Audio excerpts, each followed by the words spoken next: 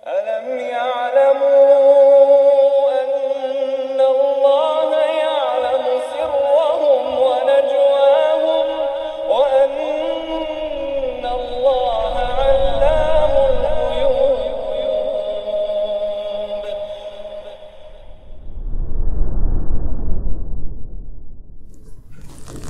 Bismillahirrahmanirrahim. Assalamualaikum warahmatullahi wabarakatuh. Innal hamdalillah nahmaduhu wa nasta'inuhu wa nastaghfiruh wa na'udzu billahi min shururi anfusina wa sayyiati a'malina. May yahdihillahu fala mudilla lahu wa may yudlil fala hadiya lahu. Asyhadu an la ilaha illallah wahdahu la syarika lahu wa asyhadu anna Muhammadan abduhu wa rasuluhu la nabiyya ba'dah. Qala Allah Ta'ala, ya ayyuhalladzina amanu ittaqullaha haqqa tuqatih wa la tamutunna illa wa antum muslimun. Fa inna asdaqal hadithi kitabullah wa khairal hadi Muhammadin sallallahu alaihi wasallam wa syarral umuri muhdatsatuha wa kullu muhdatsatin bid'ah wa kullu bid'atin dhalalah wa kullu dhalalatin finnar. Pak, munduran situ biar deret 4 di situ. Iya, biar saling membelakangi, biar kosong tuh. Iya. Kenapa pada minggir-minggir kayak akan ada dingin dah. Oh, iya. Masya Allah, dapat alasan baru, alhamdulillah. Taib, fa inna asdaqal hadithi kitabullah wa khairal hadi Muhammadin sallallahu alaihi wasallam wa syarrul umuri muhdatsatuha wa kullu muhdatsatin bid'ah wa kullu bid'atin dhalalah wa kullu dhalalatin finnar. Amma ba'd. Ikhwah sekalian rahimakumullah, insyaallah kita akan membahas beberapa kisah dari beberapa atau tentang beberapa ulama. Yang pertama kita akan membahas tentang Ibnu Jarir At-Tabari, ulama yang sangat masyhur di bidang tafsir dan bahasa juga sejarah. Kemudian Imam Nawawi, ulama yang sangat masyhur di bidang hadis dan fiqih. Dan Ibnu Hajar Al-Asqalani, ulama yang sangat masyhur di bidang hadis. Ibnu Jarir At-Tabari rahimahullah, seorang ulama yang banyak kebaikan bisa kita petik dari sirah kehidupannya. Beliau Muhammad bin Jarir At-Tabari rahimahullah, dan beliau wafat pada tahun 310 Hijriah, kelahiran tahun 224 Hijriah, wafat 310 Hijriah. Beliau seorang ahli tafsir, seorang ahli sejarah tarikh, dan juga disebut juga seorang ahli fiqih. Juga beliau ahli lughah, dan beliau termasuk ahli hadis. Jadi 5 funun yang beliau kuasai, 5 disiplin ilmu yang beliau kuasai, yaitu dari segi tafsir.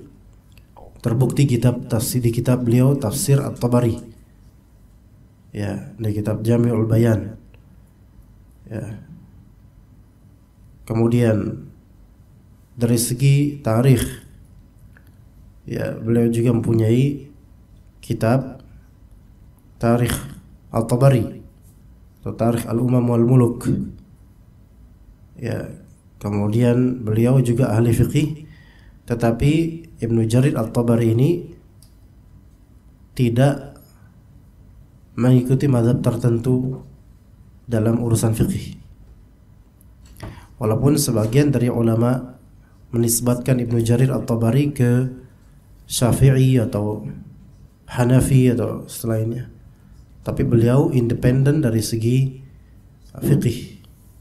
Sebagaimana Imam Bukhari, ya, Imam Bukhari itu banyak yang mengklaim, masing-masing mazhab mengklaim Imam Bukhari adalah bermazhab Syafi'i.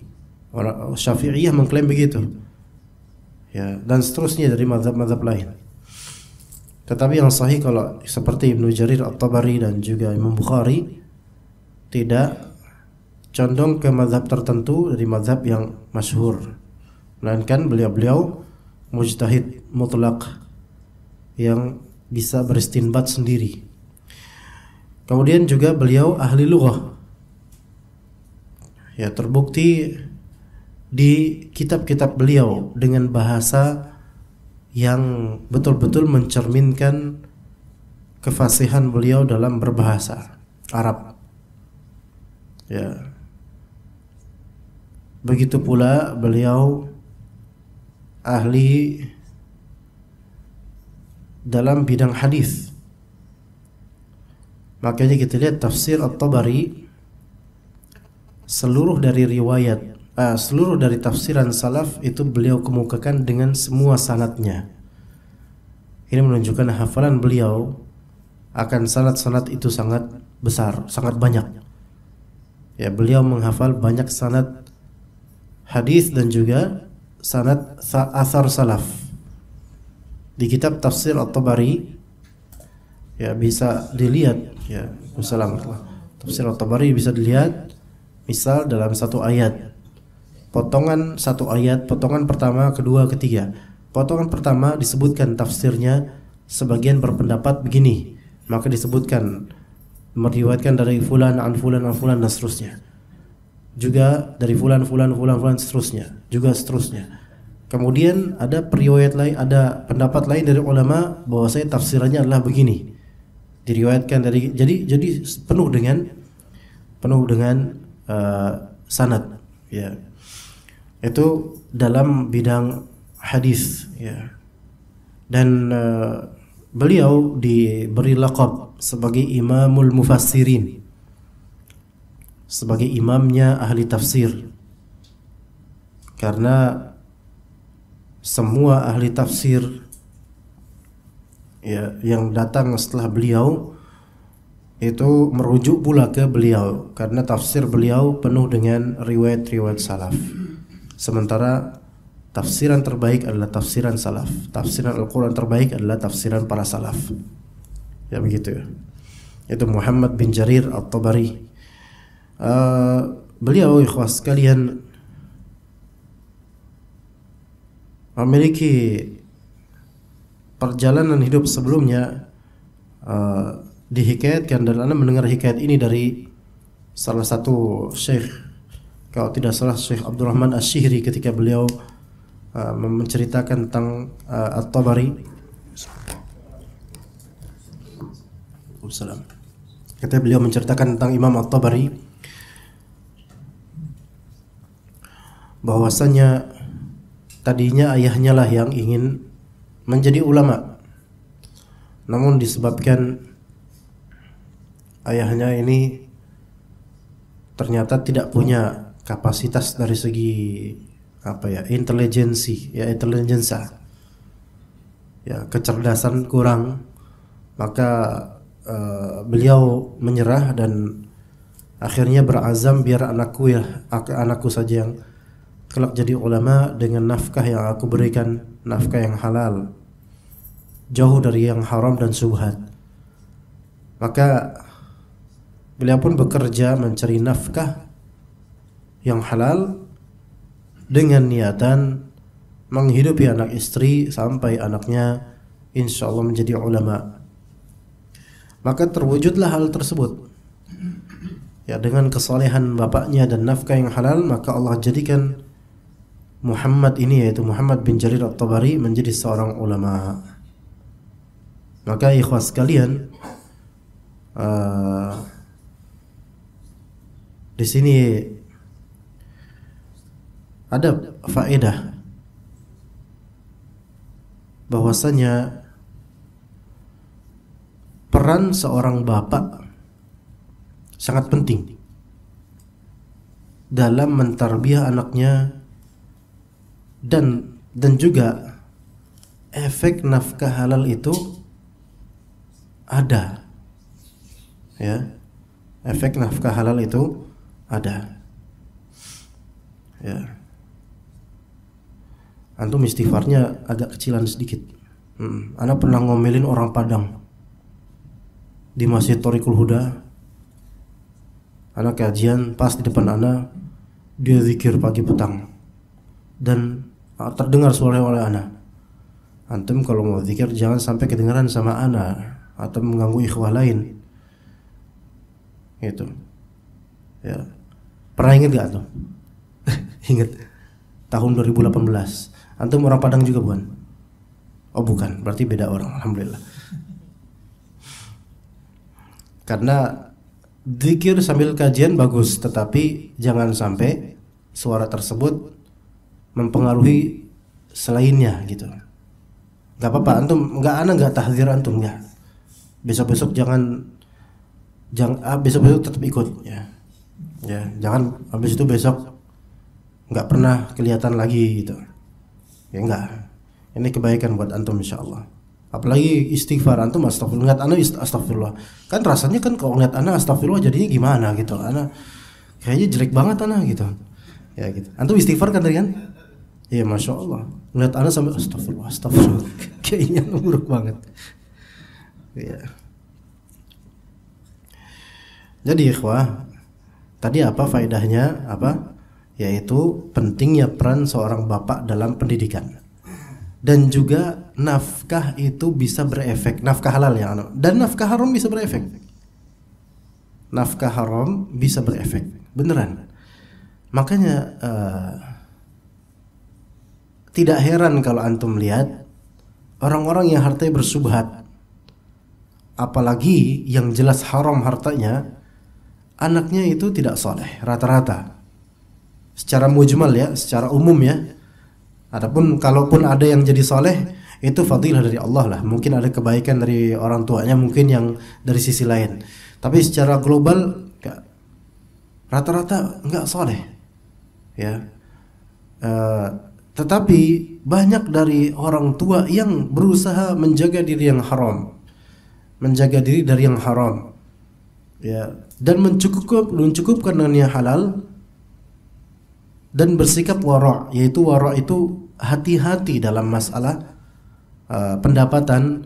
Antum dapatkan anak-anaknya jadi, dan antum dapatkan kehormatan orang ini dan juga keluarganya dijaga sama Allah, ya. Dan inilah orang-orang yang soleh.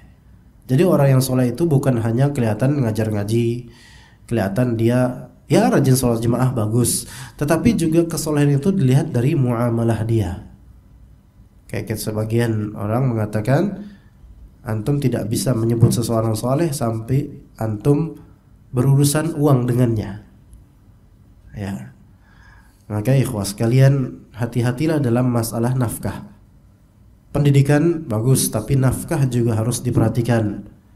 Orang-orang yang tamak kekuasaan dan pengen masuk ke PNS, jadi pegawai negeri, ya, dan juga pengen masuk ke institusi yang di situ dia tahu dia bakal banyak benefit. Kalau misalnya gaji pokoknya hanya sekian, tapi sampingan-sampingannya yang syubhat itu malah lebih banyak daripada gaji pokoknya, ya. Maka itu dapatkan mungkin harta mereka luas. Tapi kalau dilogikakan, gaji pokoknya itu gaji pokok nggak seberapa gitu. Tapi kok bisa sekaya ini gitu? Kalau kita mau tuduh ini pasti jadi ngepet nih, nggak mungkin juga, ya kan? Lalu dari mana harta-harta itu? Warisan? Kok dulu kere nggak ada meninggal dari keluarganya, tiba-tiba dia sekarang ketika menjadi pejabat misalnya jadi kaya, ya. Maka itu akan berpengaruh nanti ke keluarganya. Beneran. Minimal anaknya itu bisa nyusahin dirinya atau nyusahin orang kelak. Ada satu sekolah ya kawan, di salah satu pinggir jalan lah, nggak usah kita sebut apalagi alamatnya, jalannya apa, ntar anak diciduk lagi ya. Ini ada sekolahan. Ini sekolahan isinya orang-orang anak-anak orang tajir. Semua murid-murid di situ itu dijemput oleh supir. Padahal ini SD. Semua murid di situ dijemput, nggak ada yang pakai motor penjemputnya, nggak ada yang pakai motor. Karena ini sekolah elit, anak-anak pejabat, anak-anak orang kaya gitu. Hanya di sini sekolahnya, hanya orang kaya dan pejabat yang ada di sini anak-anaknya. Apa yang terjadi? Apa yang membuktikan bahwasannya ini jangan-jangan nafkah orang tuanya sebagiannya tidak halal? Istinbat anak pribadi dari sini, yaitu setiap siang ba'da zuhur jalanan itu macet sampai ratusan meter oleh driver yang supir-supir mereka. Panjang antriannya, bisa puluhan bahkan 100 lebih mobil, beneran itu. Sehingga pengendara lain itu juga keikut macet, mau bagaimanapun keikut macet. Ya, yang anak pikirkan di sini, ini anak baru kecil aja udah menjadi penyebab nyusahin orang. Dan anak kecil ini nggak bersalah, tapi siapa sebabnya? Orang tuanya. Ya. Dan anak harap di antara antum tidak ada yang menjemput anak dan mengantar anak dengan mobil. Anak harap begitu. Anak harap kalau ada yang tersinggung silahkan keluar biar anak tahu siapa orangnya.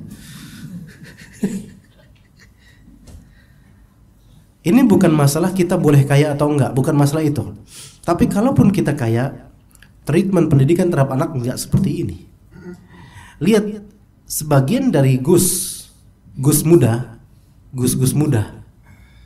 Ya, dan gus ini kan berarti anaknya kiai ya. Kenapa tidak sedikit sekarang gus muda yang sombong, sengak gitu, padahal ilmunya nggak seberapa. Kenapa? Karena sejak kecil itu sudah ditanamkan gua tuh anak kiai, gitu.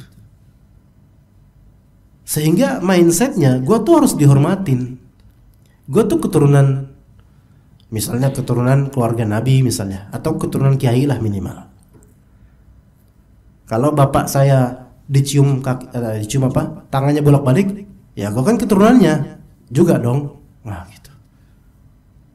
Kalau mindsetnya seperti ini, ketika jadi orang besar, itu bukan orang besar sesungguhnya. Pertama mungkin karena nafkahnya buruk atau pendidikannya buruk. Adapun Ibnu Jarir At-Tabari, nafkah bapaknya tulus, murni, dan pendidikan bapaknya juga baik. Maka jadilah seorang alim yang menguasai berbagai bidang. Dikatakan dalam kitab dia, yaitu Ibnu Jarir At-Tabari, adalah seorang yang sangat luar biasa. Kalau seandainya jumlah kitab-kitab yang telah ia tulis dibagi dengan umurnya sejak ia lahir sampai meninggal, ya niscaya hasil rata-rata yang ia tulis setiap hari adalah sekitar 60 lembar kertas, bahkan lebih. Coba tadi berapa usia beliau, coba sampai beliau meninggal. Ayo kita main hitung-hitungan. Beliau lahir 224, wafat 310. Anak pakai handphone ya, 86. Masya Allah. Tadi yang jawab siapa? Antum yang jawab dah. Antum jawab tadi. Masya Allah. 86. Nah, seandainya jumlah kitab-kitab yang telah ia tulis dibagi dengan umurnya sejak ia lahir sampai meninggal, berarti 86 tahun. Ya, kalau misalnya buku yang beliau karyakan dan rata-rata ia tulis setiap hari sekitar 60 lembar kertas bahkan lebih. 60 lembar kertas dikalikan 86 tahun, yang satu tahunnya itu 360-an hari misalnya. Tapi ingat ikhwan, di zaman itu kitab tidak seperti ini. Di zaman itu kertas-kertas tidak seperti ini. Sehingga satu kurrosah kalau bagi kita kitab seperti kitab-kitab sinar dunia itu kurrosah. Tapi di zaman itu lembaran itu kan enggak setipis ini, tebal, dan juga tulisan itu tidak sepadat ini, ya, tidak sepadat ini. Ya, antum kalau pernah melihat manuskrip ya, makhtutat ya, itu tulisan agak gede-gede tapi memang lumayan berantakan tulisan tangannya. Jadi kadang kalau misalnya 60 lembar kertas, bisa jadi ya bagi buku ini misalnya mungkin 30 lembar.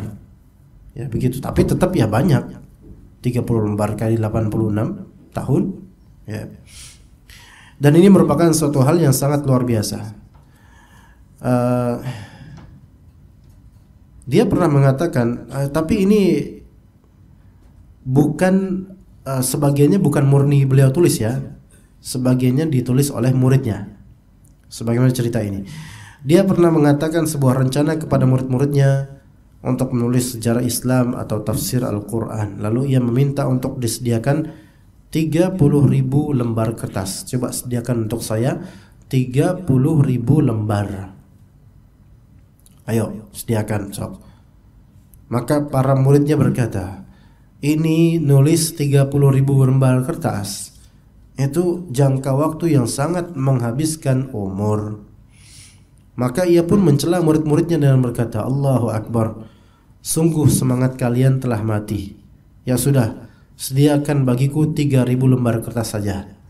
Jadi tadinya beliau pengen mengkaryakan 30.000 lembar kertas, tapi karena muridnya nggak sanggup, maka beliau bilang, ya, laqad matatil himmah, yaitu semangat telah mati. Sediakan bagiku 3.000 lembar aja. 3.000 lembar. Sediakan 3.000 lembar. Kemudian apa? Imam At-Tabari mengimla. Apa imla itu? Dikte. Jadi Imam At-Tabari mengucapkan di majelis, di durusnya, dan ditulis sama muridnya. Begitu. Sampai tafsir At-Tabari itu seperti itu. Kalau antum lihat tafsir At-Tabari di ana tafsir At-Tabari 24 jilid. Dan tebal-tebal kitabnya, 24 jilid. Dan itu semua hasil dari diktenya beliau dan hafalan beliau.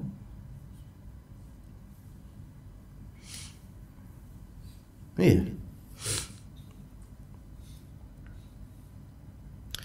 Yang paling menyedihkan ana sebenarnya ikhwan, suatu ketika ana buat status Facebook.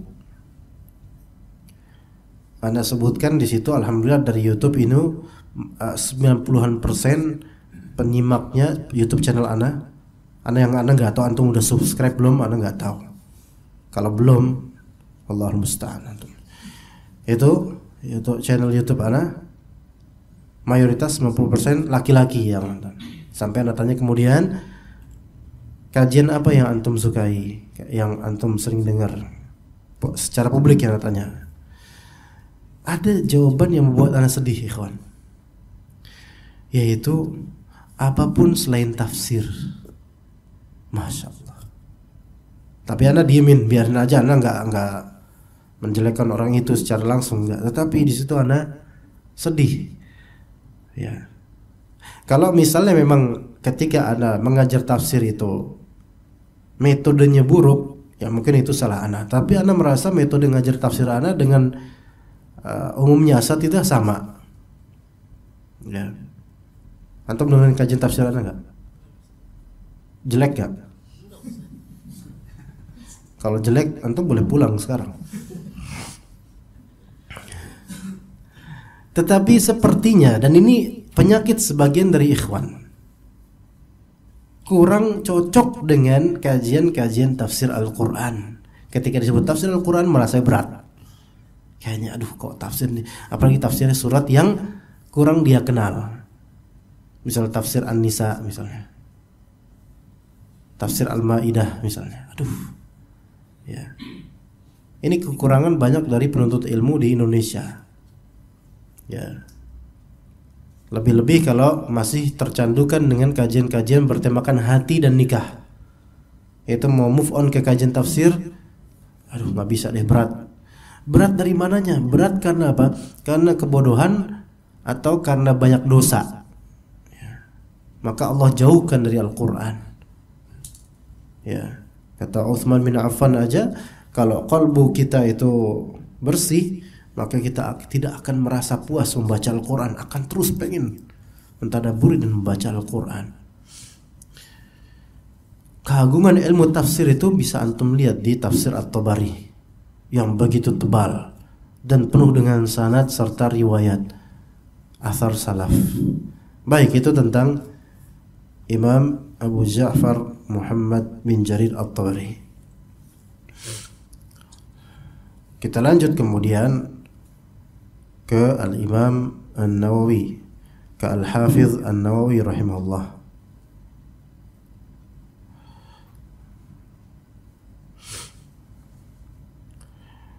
Yang nama beliau kalau Muhammad bin Jarir At-Tabari jelas nama beliau Muhammad, tapi di sini Imam Nawawi Al-Hafiz An-Nawawi, masyhurnya An-Nawawi, Abu Zakaria Yahya bin Sharaf.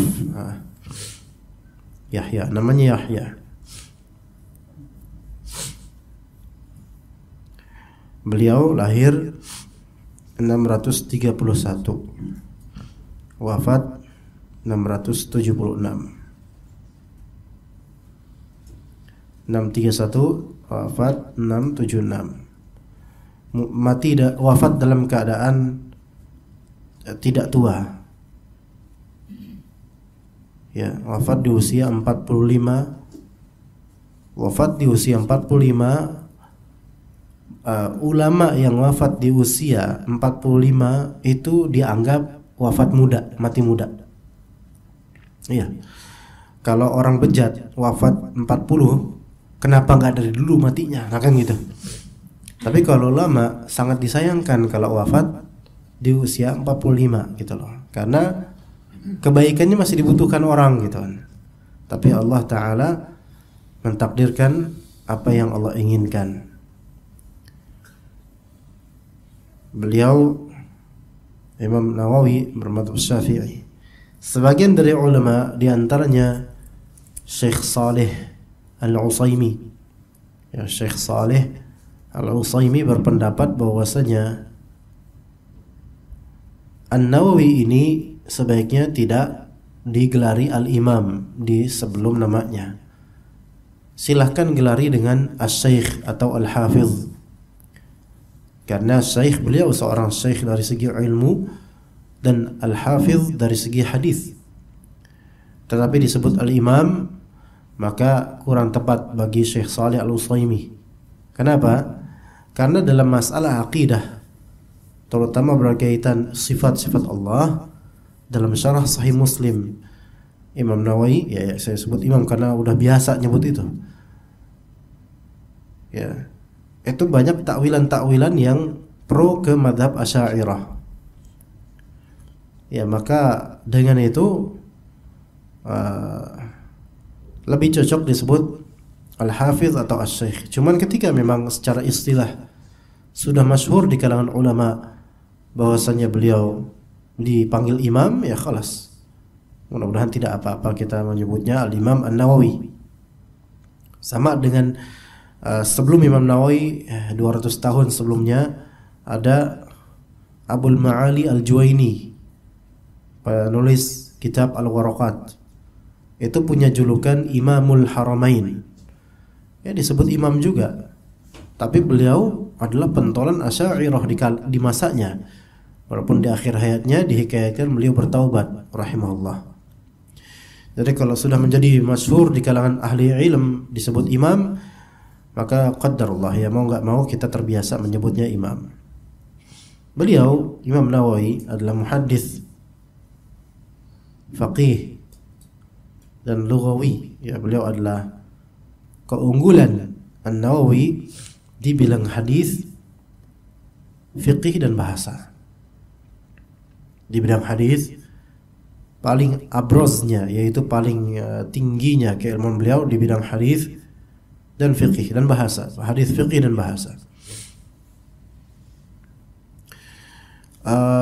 Beliau juga karena beliau ahli di bidang hadis, maka beliau ahli juga di bidang tarajum namanya.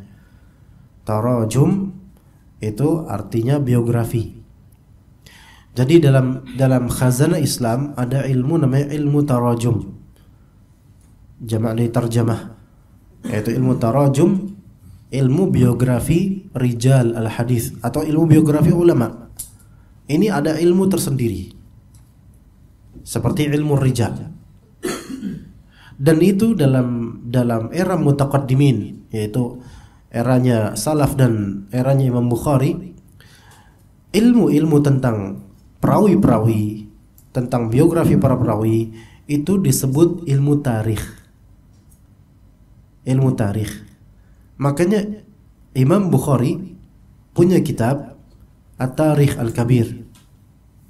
Kalau antum buka kitab tarikh Imam Bukhari, antum tidak mendapatkan sejarah perang Uhud lah, sejarah perang Badar, enggak. Apa yang antum dapatkan?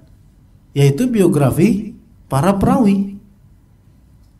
Jadi ada masanya ilmu tarajum atau ilmu rijal disebut ilmu tarikh. Ya, tarikh itu sejarah artinya. Ya, begitu. Nah, Imam Nawawi ini memiliki banyak musannafat atau karya di bidang hadis, terutama yang paling tentu paling masyhur Arba'in Nawawi. Kitab Al-Arba'in. Sebenarnya ulama yang menulis kompilasi hadis 40 itu sekian ulama. Tetapi Allah Ta'ala memakbulkan hanya Imam Nawawi saja tuh. Sedangkan 40 hadis versi ulama lainnya sampai sekarang kok nggak kedapetan gitu. Padahal dulunya ada. Ya. Jadi sepertinya ini yang lebih diberkati oleh Allah Azza wa Jalla. Kemudian juga yang masyhur dan ada di setiap masjid, Riyadhus Shalihin. Riyadhus Shalihin. Dari Arba'in Nawawiyah, Riyadhus Shalihin. 2 kitab hadis. Tentu Arba'in Nawawiyah isinya 42 hadis. Ya. 42 hadis. Kemudian Riyadhus Shalihin, ya, sekian ratus hadis. Kemudian syarah Sahih Muslim. Syarah Sahih Muslim, mensyarah Sahih Muslim. Memang syarah beliau tidak begitu panjang, tetapi syarah terhadap Sahih Muslim yang paling mu'tamad dan paling jadi sandaran adalah syarahnya Imam Nawawi. Hanya di dalamnya ada beberapa kritikan sebagian ulama ahlu sunnah berkaitan dengan asma dan sifat Allah Azza wa Jalla, karena beliau menggunakan metode seperti metodenya Asy'ariyah dalam hal itu. Ya, itu berkaitan dengan kitab hadis.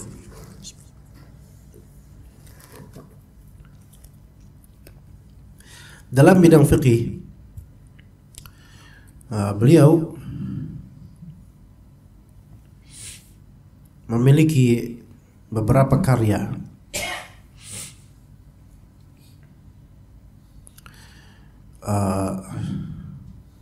Yang paling ringkas di bidang fikih yaitu Minhajut Talibin, kemudian Rawdatul Talibin, kemudian ada Al-Majmu', tapi hanya beliau sampai bab riba. Jadi kitab Majmu'nya Nawawi itu tidak full, dikaryakan oleh An-Nawawi. Jadi dari kitab Taharah sampai bagian dari riba itu Imam Nawawi. Mungkin beliau wafat duluan setelah itu. Dilanjutkan kemudian oleh As-Subki dari bab riba sampai bab mengembalikan barang pinjaman atau semisalnya itu. Nah, kemudian diteruskan dari itu sampai ending diteruskan oleh Al-Muti'i namanya. Semua ulama Syafi'iyah. Ya. Dan beliau rahimahullah disebut oleh ulama Syafi'iyah. Ulama Syafi'iyah itu punya istilah namanya syaikhan. Ya, ulama hadis punya istilah namanya syaikhan. Ulama Syafi'iyah punya istilah namanya syaikhon. Ya. Kalau antum apa? Syaikhtan. Ya, enggak lah, nah bercanda. Ulama ahli hadis syaikhon merujuk ke siapa? Kalau ada rawahu syaikhon, diriwayatkan oleh syaikhon, Bukhari dan Muslim. Oke. Kalau Syafi'iyah disebut syaikhon itu Ar-Rafi'i dan An-Nawawi. Ya gitu. Itu disebut muharrir al-mazhab, yang mentahrir mazhab, mentafsil dan melegitimasi mazhab Syafi'i. Ya, muhaqqiqnya mazhab Syafi'i. Ya, beserta Rafi'i dan juga An-Nawawi rahimahumullah.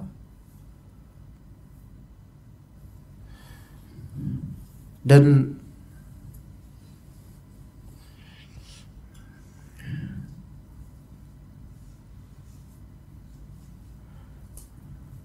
di sini beliau rahimahullah telah khatam Al-Quran ketika menjelang baligh. Dan masa kecil beliau, kalau Anda pernah baca ya, masa kecil beliau itu dipenuhi dengan dirasat ilmu. Sampai-sampai ada seorang gurunya yang ketika itu guru memperhatikan teman-temannya mengajak An-Nawawi ini untuk main. Ayo kita main kayak anak-anak biasa, ngajak main bareng. Tapi An-Nawawi menolak, tidak ikut bermain. Lantas guru ini penasaran mau ngapain nih anak. Akhirnya pergilah Nawawi dan diikuti secara diam-diam oleh gurunya. Maka pergilah An-Nawawi ini ke sebuah tempat sepi. Dan di situ Imam Nawawi beliau terduduk kemudian murajaah hafalan sambil menangis. Dilihat secara diam-diam oleh gurunya. Kesolehan yang sudah terwujud, ketakwaan yang sudah terwujud sejak kecil. Maka alhamdulillah atas fitrahnya yang baik. Dikatakan dalam kitab, Imam Nawawi ini juga seorang imam yang luar biasa. Ia wafat pada usia sekitar 45 tahun. Sementara itu ia telah memiliki hasil karya tulis lebih dari 20 jilid atau lebih. Ikhwas sekalian, di sini menunjukkan tidak lazim seorang menulis harus menunggu 40 tahun. Memang betul beberapa ulama berpendapat bahwasanya usia untuk menulis kitab itu 40 tahun. Dan itu digagaskan oleh sebagian ulama. Di antaranya Ibnul Jauzi dalam kitab Sayyidul Khatir. Ya, ketika Ibnul Jauzi menyebutkan itu, dan Syekh Muhammad Nasiruddin Al-Albani rahimahullah juga mentahqiq kitab itu dan menta'liq, memberikan catatan dan komentar pada faqrah atau bagian yang disebutkan oleh Ibnul Jauzi tentang usia 40 tahun baru layak untuk menulis. Maka kata Al-Albani rahimahullah, telah benar Ibnul Jauzi dalam hal ini. Maka hendaknya seseorang itu baru menulis kitab di usia 40 tahun. Tetapi ini bukan khitab syar'i, bukan percakapan syar'i. Maksudnya bukan hal yang masuk ke ranah syar'i sehingga terwujud padanya hukum halal atau haram. Ini hanyalah nasihat, tidak sampai ke hukum syar'i. Kalau memang ada seorang yang punya kompeten menulis dengan ilmu yang baik di usia sebelum 40 tahun, tafadhal. Contohnya Imam Nawawi rahimahullah. Tidak mungkin beliau mengkaryakan sebanyak itu dalam kurun waktu beliau 40 tahun, sisa 5 tahun menulis 5 tahun. Berarti pasti sebelum 40 tahun beliau sudah nulis. Ya. Gitu. Sementara itu ia telah memiliki hasil karya tulis lebih dari 20 jilid atau lebih. Karya tulis lebih dari 20 jilid atau lebih. Meskipun demikian dalam sehari ia sanggup menghadiri 12 majelis ilmu dalam sehari. Satu hari 12 majelis ilmu. Gimana menurut antum? Kalau misalnya antum tidak secerdas Imam Nawawi, jangan. Apalagi kalau misalnya otaknya agak ngadat, jangan. Karena 12 kali dalam sehari mumet, ikhwan. Iya.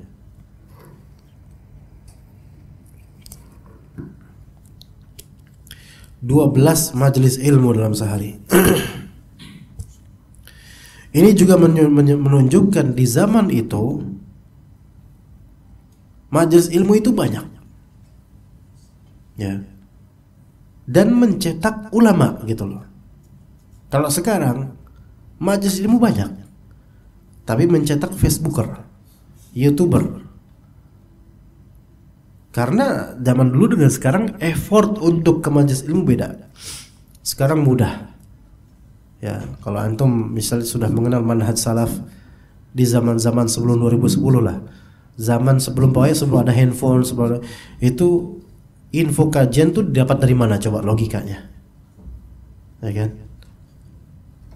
Misalnya kajiannya ini Jakarta ya, ini Bekasi ya.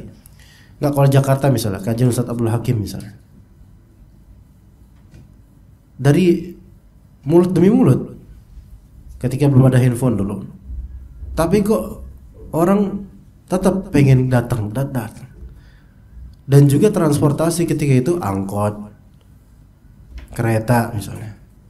Nggak ada mobil pribadi, motor pribadi dulu jarang, yang nggak banyak yang punya. Kalau sekarang lebih dekat. Ya makanya ikhwas, effort kita untuk ke majelis ilmu sebenarnya ini sangat mudah, apalagi Bekasi. Subur di mana-mana. Ya, subur. Nah, ini azan. Mau azan gak antum? Hah? Dia azanin apa enggak nih? Hah? Apa enggak usah azan? Kayak antum pada diem aja nih. Azan gak kita nih? Atau kita qomat dulu baru azan? Ayo. Azan. Baik, bismillah.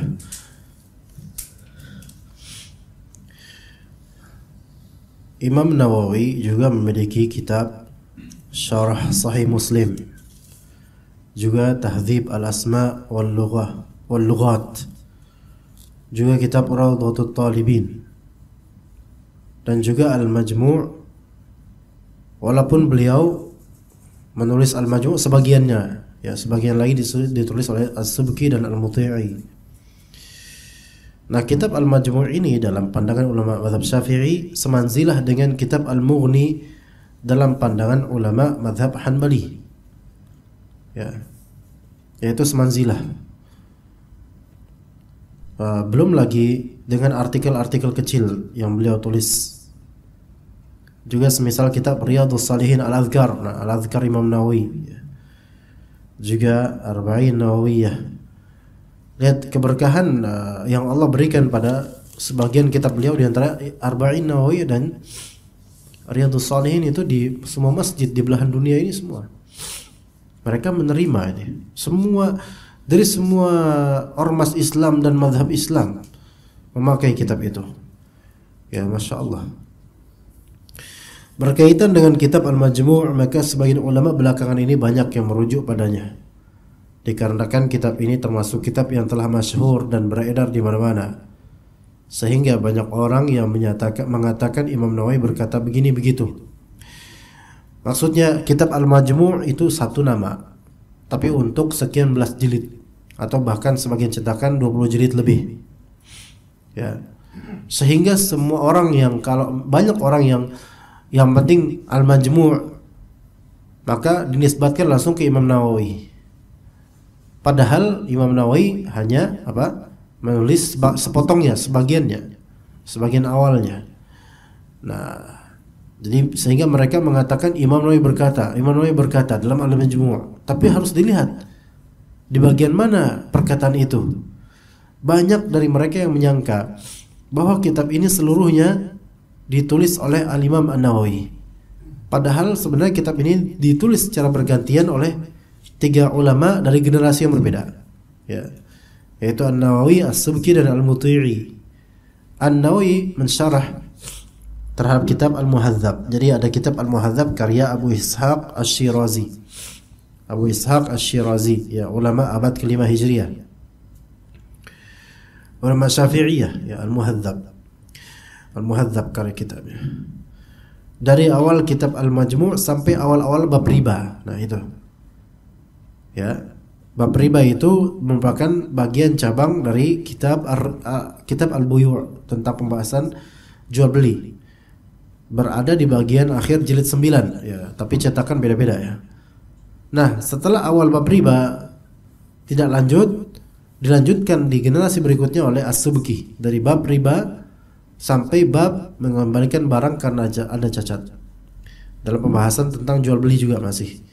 Nah, yang berada pada bagian akhir jilid 11 lalu disempurnakan setelah itu oleh Al-Muti'i dari bab murabahah sampai khatam, sampai akhir kitab. Jadi tadinya 12 jilid, bukan 12, dari jilid 12 hingga jilid 23. Jadi anggaplah di sini Imam Nawawi, ya, sampai jilid 9, dan sisanya itu bukan Imam Nawawi yang menulis. Maka jika kita hendak menyampaikan perkataan dalam kitab tersebut, wajib bagi kita untuk mengetahui pembagian 3 karya tulis ini, sehingga kita dapat menyandarkan perkataan kepada pemiliknya dengan jelas. Wah, ini anak kira bisa cukup waktunya, karena untuk membicarakan tentang Ibnu Hajar Al-Asqalani ini panjang juga, ikhwan. Tapi kita mengingat tadi kisah At-Tabari. Zaman-zaman itu kertas 3.000 lembar kertas, ikhwan. Ya. Kuat nggak antum nulis 3.000 lembar kertas, ikhwan? Hah? Antum kajian aja nggak bawa catatan? Ya. 3.000 lembar kertas. Dulu namanya nusakh. Orang yang bekerja untuk menyalin, ya. Atau warraq, ya. Warraq itu tukang kertas. Tukang kertas zaman dulu itu merangkap sebagai cetak ulang, tulis ulang, juru tulis juga. Nanti misalnya ada seorang alim atau orang yang punya uang, misalnya pengen punya buku,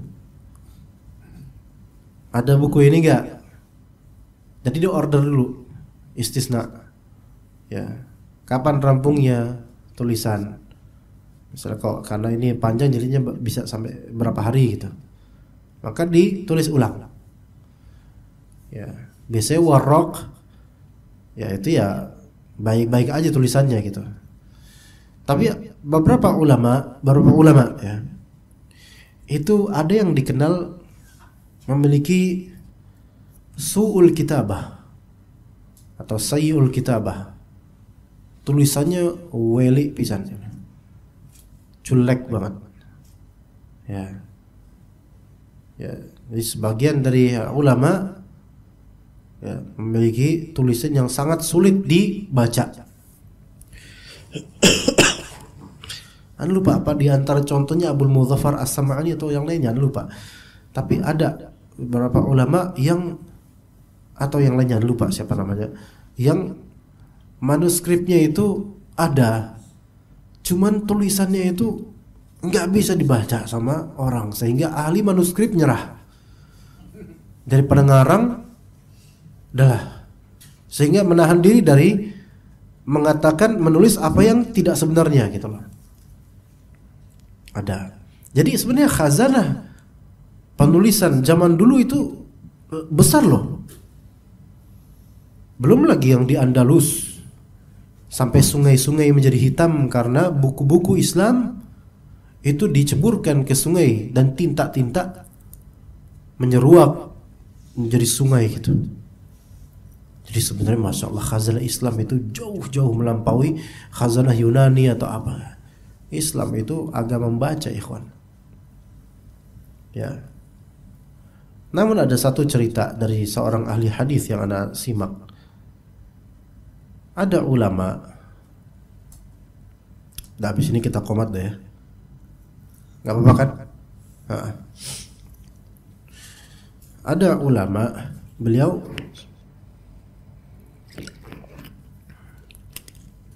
punya tulisan jelek. Bukan isi tulisannya, tetapi penulisannya jelek. Ya, sehingga dikenal tulisannya jelek. Nah, dan karena beliau dikenal tulisannya jelek, maka beliau pun sedih karena tulisannya jelek. Diulang-ulang, ya kan? Beliau pun sedih akan tulisannya gitu. Kok saya nggak bisa? Ada sebagian orang yang memang udah berusaha memperbaiki tulisan, nggak bisa gitu. Udah alot, udah susah, tetap aja jelek. Udah natural kayak gitu, emang Allah takdirin kayak gitulah. Suatu ketika beliau ingin menghibur dirinya, berinisiatif untuk ke Warraq. Warraq itu kan suka menjual juga buku manuskrip yang dia tulis ulang, kan? Kayak tukang pedagang buku lah, ya. Tapi ini cetakan tulisan hasil kopasnya dia gitu. Tapi ada juga Warraq itu mengoleksi terbitan-terbitan dari lain atau disadur dari ulamanya langsung, gitu kan? Banyak lah, macam-macam lah di situ, pernak-pernik di situ. Maka beliau pun datang ke seorang pedagang buku atau Warraq, ahli manuskrip, untuk mencari moga-moga ada yang punya tulisan lebih jelek daripada tulisannya. Datang, tanya, adakah di sini tulisan yang paling buruk daripada, pokoknya paling buruk lah di sini, tulisan paling buruk. Maka dikasih sama Warraq tersebut, ini tulisan yang paling buruk nih. Dia bahagia akhirnya karena ternyata alhamdulillah ada tulisan yang paling buruk atau lebih buruk dari tulisannya. Alhamdulillah. Dia balik ke rumah akhirnya menemukan kebahagiaan gitu. Sampai rumah kemudian dia terdiam dan merenung. Tapi kok sepertinya saya mengenal tulisan itu. Dan dia akhirnya teringat bahwa saya itu tulisan lamanya dulu. Iya. Sebelum dia berusaha memperbaiki itu, ya Allah, itu tulisan saya dulu. Iya, ini Anda dengar dari Syekh namanya siapa? Abdul Fadl, Anda lupa siapa namanya. Masya Allah. Iya. Kalau sekarang kan nggak pak, ini sekarang dicetak enak. Kalau dulu kan nggak. Dulu ulama tuh nulis beneran ya kan. Yang jelek ya jelek, yang baik ya alhamdulillah. Maka insya Allah sepertinya ulama-ulama yang sekarang cetakan kitabnya banyak dan tersebar itu mungkin ya karena tulisannya walaupun tidak sebagus sekarang tapi masih tetap bisa kebaca gitu loh. Ya, begitu. Wallahu a'lam. Kita cukup sampai sini. Wassallallahu ala nabiyina Muhammad wa ala alihi washabbihi ajma'in. Subhanakallahumma bihamdika asyhadu an la ilaha illa anta astaghfiruka wa atubu ilaik. Assalamualaikum warahmatullahi wabarakatuh.